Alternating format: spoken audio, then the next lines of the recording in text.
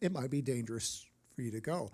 But we know that relationally and emotionally, there are a lot of scary places in the world, right? Not where you might get beat up or robbed, but where somebody might share something with you that makes you feel really uncomfortable, really awkward, really. And Pastor, the fact that you said, and you said it, and I agree, most of the time in the church, we are at least under the impression that it's not scary like that.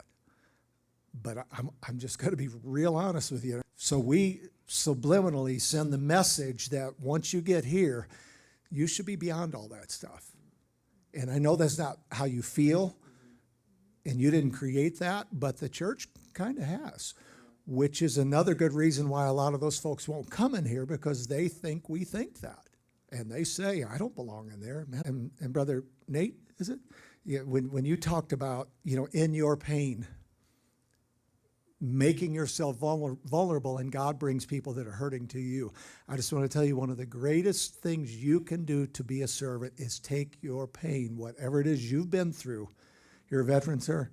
Thank you for serving, okay? Taking your experience and saying, I am willing to give that to God, all right? The good things, the bad things, the disasters, here's... I'm going to try to say this in a concise way. If we don't offer our life experience, and especially our pain, to God as a servant, then we will become a servant to our pain. Okay, does that make sense? If you've been hurt and you refuse to give that to God, you're going to be serving that thing the rest of your life. That offense, that hurt. I mean, the world's full of people who are hurt at church, right? I'll never go back it's because they won't give that to God. Take your greatest pain and give it to God. In your pain and your hurt, you are more qualified to minister to hurting people than somebody that's not hurting. Okay? Does that make sense? So what's the best service opportunity you have? What does this world, what does our community, what does this town, what does our school need more than anything? If you're there, they need you. What you've been through is a divine appointment. God placed you. Just real quickly, just our story background real quickly. Letha and I lost our youngest daughter, and when she was 4 years old, she died with cancer. And this was many years ago, and it remains a part of our everyday grief and our pain and our hurt, and has developed us into who we are. But I cannot tell you how many people that we've been able to minister to who've been through similar things because we said to God, it's yours. And what would have happened had we not said that? What would have happened if we just said, no, we're going to hold on to this, God?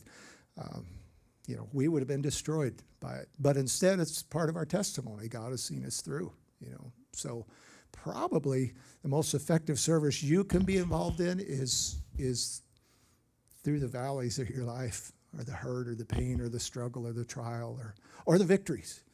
It's you. You're the missionary, okay? That's good. Thank you for helping and sharing that. Yeah, I didn't talk about the Judas thing, so because I got nothing on that. I don't know how you wash his feet. One thing I said real quick, I think we need to. Came up to me and said, Pastor, pray with me for another job. First she said, I want to work at a place like you. You get to work at the church and just sing worship songs all day and pray. I think that one thing that my wife and I tell quite a few people when we meet them is, whatever the hard stuff is that God takes you through, like my wife and I have been through a lot of hard things, it always seems that somewhere along the line, God takes and uses that for us to be able to minister to, mostly to other couples.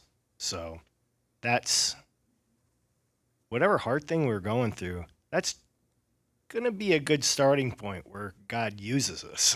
So Where you are. That's right.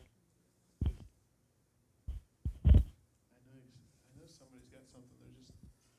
How do you bring peace to an angry world? What's that? How do you bring peace to an angry world? Yeah, I mean, everybody's so angry right now, and so short, just so many people that are just so angry.